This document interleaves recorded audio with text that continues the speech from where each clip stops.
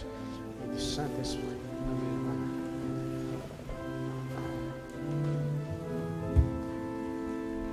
Parole éternelle du Père, gloire à toi Jésus-Christ. Parole éternelle du Père, gloire à toi notre vie. Pour nous le Christ est devenu obéissant jusqu'à la mort et la mort de la croix. C'est pourquoi Dieu l'a exalté, il l'a doté du nom qui est au-dessus de tout nom. Parole éternelle du Père, gloire à toi Jésus-Christ. Parole éternelle du Père, gloire à toi notre vie.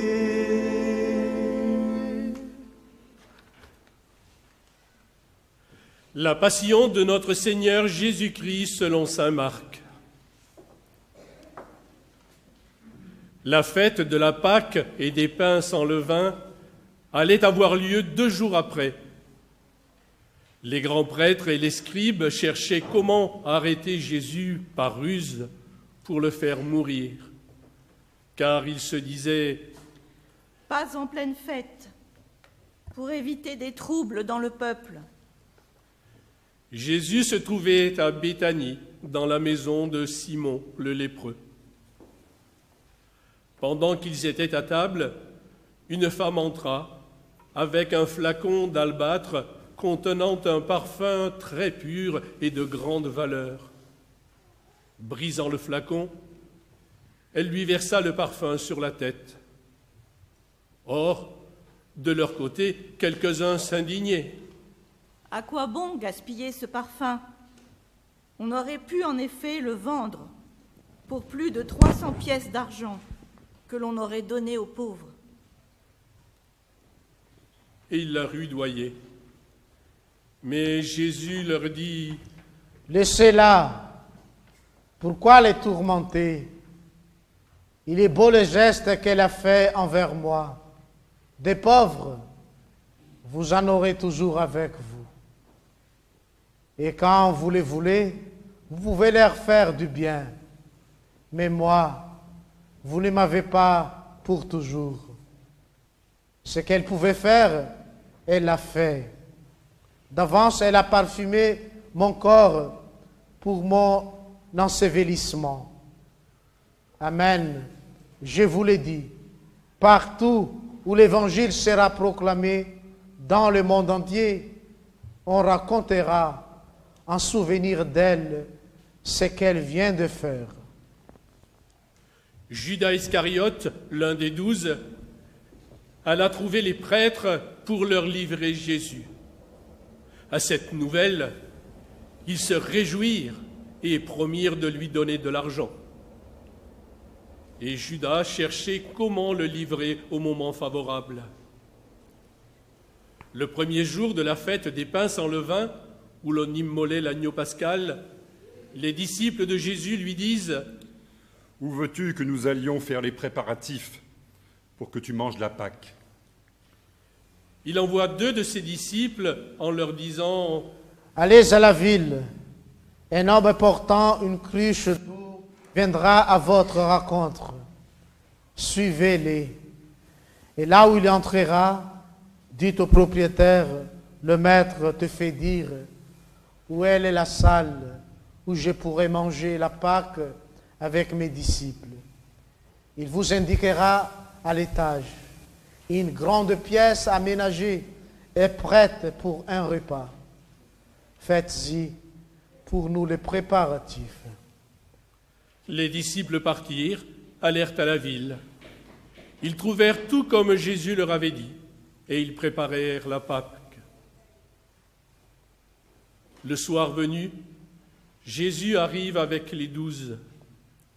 Pendant qu'ils étaient à table et mangeaient, Jésus déclara « Amen, je vous l'ai dit, l'un de vous qui mange avec moi va me livrer. » Ils devinrent tout tristes, et l'un après l'autre, ils lui demandaient « Serait-ce moi ?»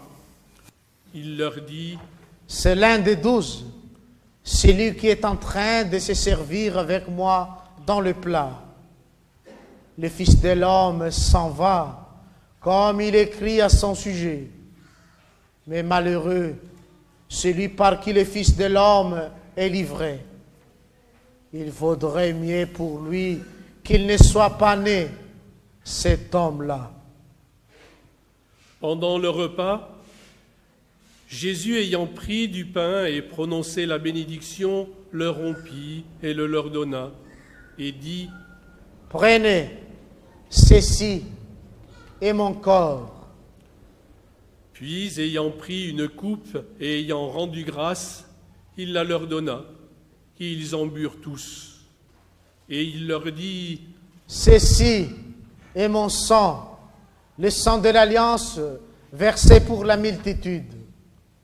Amen, je vous le dis, je ne boirai plus du fruit de la vigne jusqu'au jour où je le boirai nouveau dans le royaume de Dieu. » Après avoir chanté les psaumes, ils partirent pour le mont des Oliviers. Jésus leur dit, « Vous allez tous être exposés à tomber, car il est écrit, je frapperai les bergers et les brebis seront dispersées. Mais une fois ressuscité, je vous procéderai en Galilée. » Pierre lui dit alors, « Même si tous viennent à tomber, moi, je ne tomberai pas. » Jésus lui répond, « Amen, je te l'ai dit, toi aujourd'hui, cette nuit même, avant que les coqs chantent 2 fois, tu m'auras régné 3 fois. » Mais lui reprenait de plus belle, « Même si je dois mourir avec toi, je ne te renierai pas. » Et tous en disaient autant. Ils parviennent à un domaine appelé Gethsémani. Jésus dit à ses disciples, « Asseyez-vous ici, pendant que je vais prier. » Puis il amène avec lui Pierre, Jacques et Jean, et commence à ressentir frayeur et angoisse. Il leur dit, « Mon âme est triste à mourir. Restez ici et veillez. » Allant un peu plus loin, il tombait à terre et priait pour que, s'il était possible, cette heure s'éloigne de lui. Il disait, « Abba, Père, tout est possible pour toi. Éloigne de moi cette coupe. Cependant, non pas ce que moi je veux, mais ce que toi tu veux. » Puis il revient et trouve les disciples endormis. Il dit à Pierre, « Simon, tu dors? Tu n'as pas eu la force de veiller seulement 1 heure? Veillez et priez pour ne pas entrer en tentation. L'esprit est ardent, mais la chair est faible. » De nouveau, il s'éloigna et priant, en répétant les mêmes paroles. Et de nouveau, il vint près des disciples qu'il trouva endormis, car leurs yeux étaient alourdis de sommeil. Et eux ne savaient que lui répondre. Une 3e fois, il revient et leur dit, « Désormais, vous pouvez dormir et vous reposer. C'est fait, l'heure est venue. Voici que le Fils de l'homme est livré aux mains des pécheurs.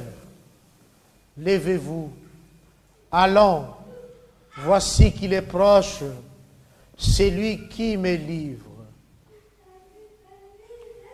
Jésus parlait encore quand Judas, l'un des 12, arriva, et avec lui une foule armée d'épées et de bâtons, envoyés par les grands prêtres, les scribes et les anciens. Or celui qui le livrait leur avait donné un signe convenu. Celui que j'embrasserai, c'est lui. Arrêtez-le et emmenez-le sous bonne garde. À peine arrivé, Judas s'approcha de Jésus et lui dit « Rabbi !» et il l'embrassa. Les autres mirent la main sur lui et l'arrêtèrent. Or, un de ceux qui étaient là tira son épée, frappa le serviteur du grand prêtre et lui trancha l'oreille. Alors Jésus lui déclara : « Suis-je donc un bandit pour que vous soyez venus vous saisir de moi avec 2 épées et 2 bâtons? Chaque jour, j'étais auprès de vous dans le temple en train d'enseigner, et vous ne m'avez pas arrêté. Mais c'est pour que les Écritures s'accomplissent. » Les disciples l'abandonnèrent et s'enfuirent tous. Or, un jeune homme suivait Jésus. Il n'avait pour tout vêtement qu'un drap. On essaya de l'arrêter, mais lui, lâchant le drap, s'enfuit tout nu. Ils emmenèrent Jésus chez le grand prêtre. Ils se rassemblèrent tous, les grands prêtres, les anciens et les scribes. Pierre avait suivi Jésus à distance jusqu'à l'intérieur du palais de grand prêtre. Et là, assis avec les gardes, il se chauffait près du feu.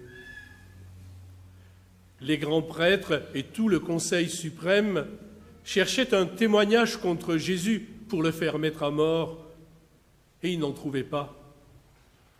De fait, beaucoup portaient de faux témoignages contre Jésus, et ces témoignages ne concordaient pas.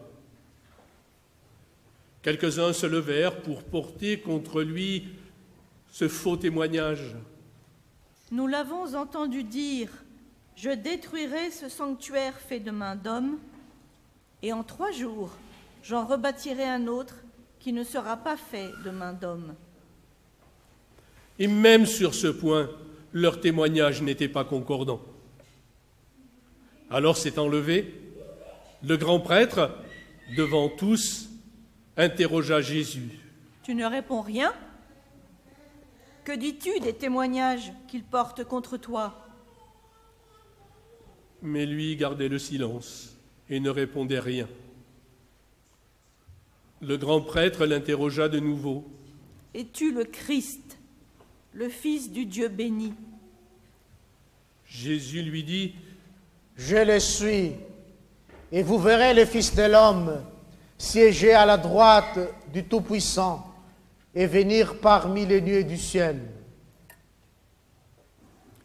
Alors le grand prêtre déchire ses vêtements et dit : « Pourquoi nous faut-il encore des témoins? Vous avez entendu le blasphème. Qu'en pensez-vous ? » Tous prononcèrent qu'il méritait la mort. Quelques-uns se mirent à cracher sur lui, couvrirent son visage d'un voile et le giflèrent en disant : « Fais le prophète !» Et les gens lui donnèrent des coups. Comme Pierre était en bas, dans la cour, arrive une des jeunes servantes du grand prêtre. Elle voit Pierre qui se chauffe, le dévisage, et lui dit : « Toi aussi, tu étais avec Jésus de Nazareth. » Pierre le nia. « Je ne sais pas. Je ne comprends pas de quoi tu parles. » Puis il sortit dans le vestibule, au dehors.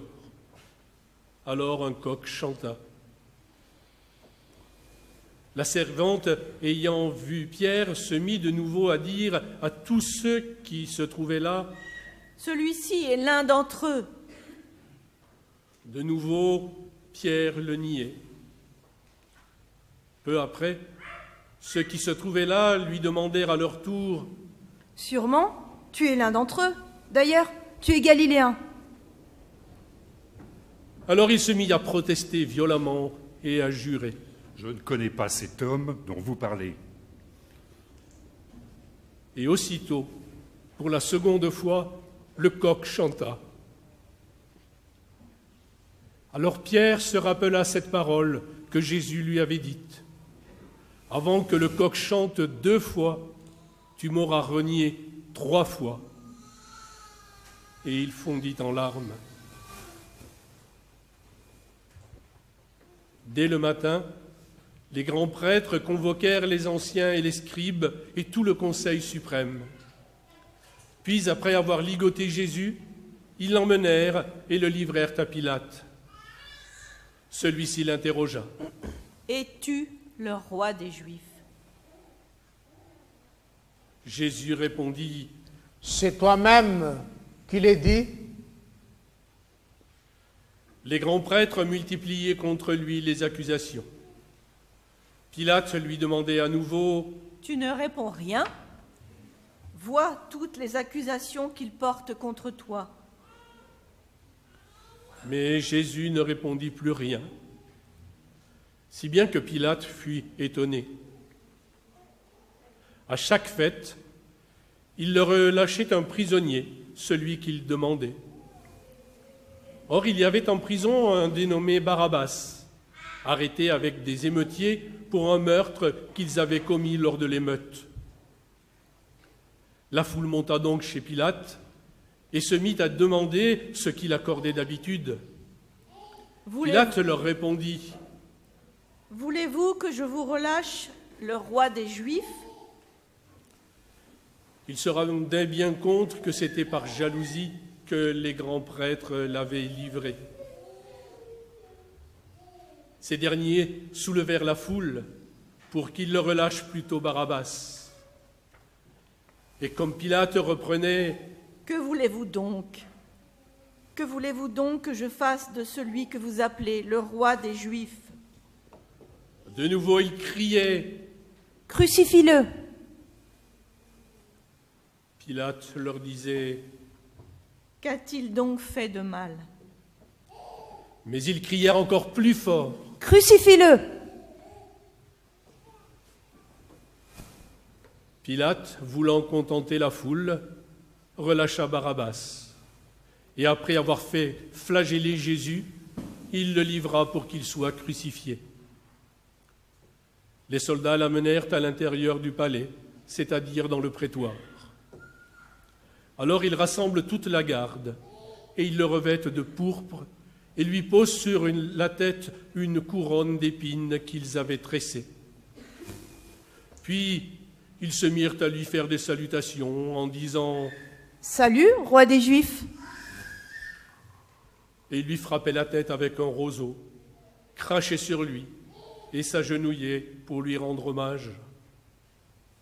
Quand ils se furent bien moqués de lui, ils lui enlevèrent le manteau de pourpre, ils lui remirent ses vêtements. Puis de là, ils l'emmènent pour le crucifier, et ils réquisitionnent pour porter sa croix un passant, Simon de Cyrène, père d'Alexandre et de Rufus, qui revenait des champs. Puis ils amènent Jésus au lieu dit Golgotha, ce qui veut dire lieu du crâne ou calvaire. Ils lui donnèrent du vin aromatisé de myrrhe, mais il n'en prit pas. Alors il le crucifie, puis se partage ses vêtements en tirant au sort pour savoir la part de chacun. C'était la 3e heure, c'est-à-dire 9 heures du matin. Lorsqu'on le crucifia, l'inscription indiquant le motif de sa condamnation portait ces mots: « Le roi des Juifs ». Avec lui, ils crucifièrent 2 bandits, l'un à sa droite, l'autre à sa gauche. Les passants l'injuriaient en hochant la tête. Ils disaient: « Hé, Toi qui détruis le sanctuaire et le rebaptises en 3 jours, sauve-toi toi-même, descends de la croix. De même, les grands prêtres se moquaient de lui avec les scribes en disant entre eux, « Il en a sauvé d'autres et il ne peut pas se sauver lui-même. Qu'il descende maintenant de la croix, le Christ, le roi d'Israël. Alors nous verrons et nous croirons. » Même ceux qui étaient crucifiés avec lui l'insultaient. Quand arriva la 6e heure, c'est-à-dire midi, l'obscurité se fit sur toute la terre jusqu'à la 9e heure.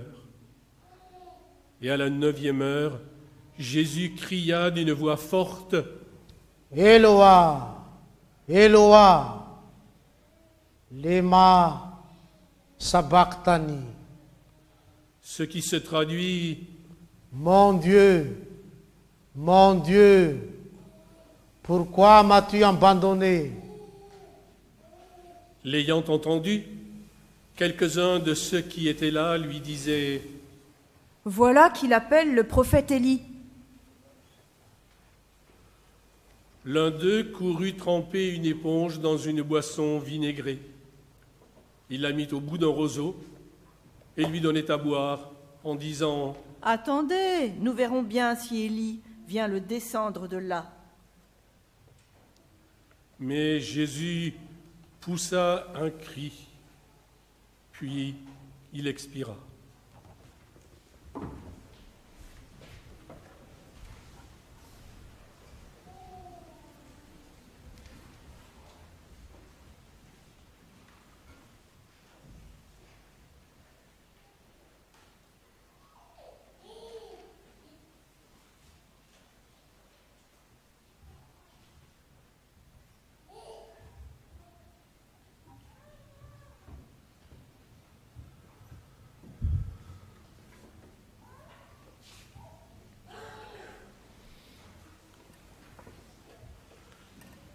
Le rideau du sanctuaire se déchira en deux, depuis les hauts jusqu'en bas.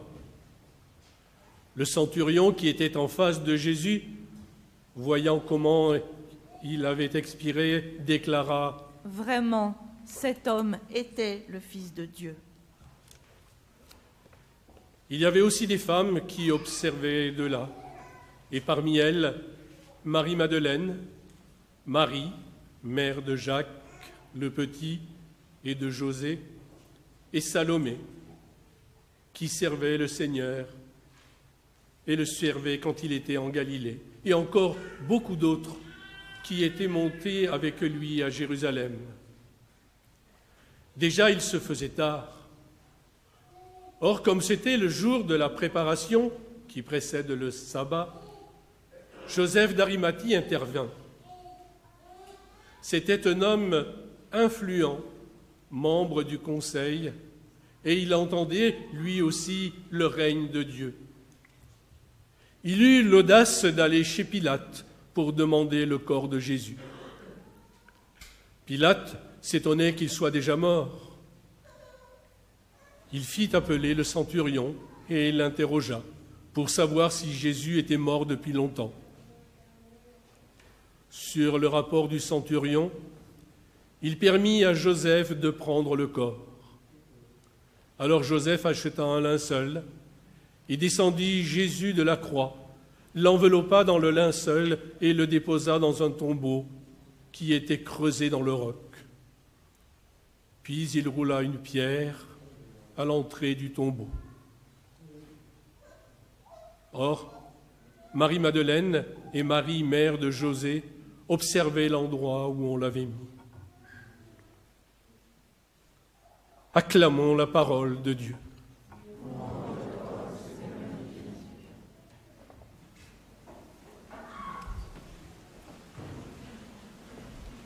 Frères et sœurs, nous voici entrés avec beaucoup de joie, beaucoup de bonheur dans cette semaine sainte que nous allons pouvoir vivre en communauté. Cette semaine sainte doit être pour nous la source et le sommet de notre foi. C'est ce que nous vivrons en particulier dimanche prochain. Je vous invite très fort à prendre du temps cette semaine pour lire les textes qui nous sont proposés chaque jour. Prendre du temps pour vénérer la croix, qui doit être et rester un scandale pour nous. Mais cette croix, au moment où tout semble perdu, Jésus, qui prend sur lui tous nos péchés, va devenir le sauveur de toute l'humanité. Que de contrastes déjà dans cette célébration. Nous sommes rentrés en criant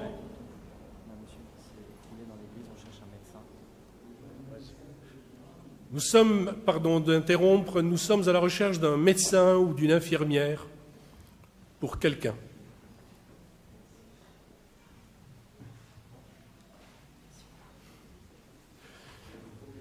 Je disais, quel contraste avons-nous vécu déjà dans cette célébration? Nous sommes rentrés, ou du moins nous avons commencé notre célébration en criant « Hosanna au plus haut des cieux, béni soit celui qui vient, le fils du roi David ». Et là, nous venons de lire la passion de notre Seigneur Jésus-Christ. Jésus est mort, va être déposé dans un tombeau. Il en est ainsi de la vie de Jésus. Il est passé de la reconnaissance pour ce qu'il avait fait, être reconnu comme roi de l'humanité, puis être bafoué et rejeté par un simulacre de procès. Peut-être est-ce l'occasion pour nous de relire cette semaine la passion de notre Seigneur Jésus-Christ et de nous dire quel est le personnage ou quelle est la phrase qui nous parle le plus aujourd'hui. Sommes-nous prêts à crier chaque jour « Hosanna au plus haut des cieux, béni soit celui qui vient » Sommes-nous prêts à le crier et surtout à le vivre? Ou alors est-ce que nous sommes comme cette foule qu'on manipule facilement? On lui fait dire qu'il faut crucifier Jésus et libérer Barabbas. Est-ce que nous sommes toujours courageux devant notre foi à vivre? Ce que je dis pour vous, je le dis aussi pour nous, les prêtres et les diacres. Est-ce que nous sommes comme Pierre, qui dit « Même si tout le monde doit mourir, moi je ne mourrai pas quoi qu'il arrive ». Oui, c'est vrai, parfois nous sommes très forts pour affirmer notre foi. Nous sommes dans la confiance et remplis d'espérance. Ou alors est-ce que nous sommes comme Pierre quand nous sommes en difficulté, en disant « Je ne connais pas Jésus, il n'est pas dans ma vie, je ne sens pas sa présence ». Ou alors est-ce que nous sommes comme Pierre, est-ce que nous nous tenons à distance quand Jésus est en danger? Oui, il y a des fois, nous avons aussi une foi, nous, tiède. Nous voudrions bien aller vers Jésus, mais nous avons peur de ce qu'il risque de nous demander, alors nous nous tenons à distance. Oui, frères et sœurs, regardez, priez ces textes sans vous culpabiliser, sans tomber dans l'angoisse et la peur, mais dites-vous simplement quelle est aujourd'hui la parole qui me parle davantage, la personne dans laquelle je me reconnais, l'attitude dans laquelle je suis aujourd'hui, et de nous dire, oui, j'ai besoin de toi, Seigneur. J'ai besoin de la vigile pascale dimanche prochain, où tu viens nous dire que quoi qu'il arrive, c'est la vie qui va triompher de la mort. Oui, frères et sœurs, je vous invite à prendre du temps et à vous inscrire, bien sûr, pour tous les offices de cette semaine, jeudi soir, vendredi soir et dimanche matin à 6h30 pour la vigile pascale. Oui, c'est tôt, mais venir rendre grâce pour tout ce que le Seigneur nous donne, venir voir le Seigneur qui illumine nos vies cela vaut bien la peine, une fois dans l'année, de nous lever tôt. Oui, soyons cette semaine dans l'action de grâce, dans la contemplation de Jésus sur la croix. Mais c'est pour notre salut. Amen.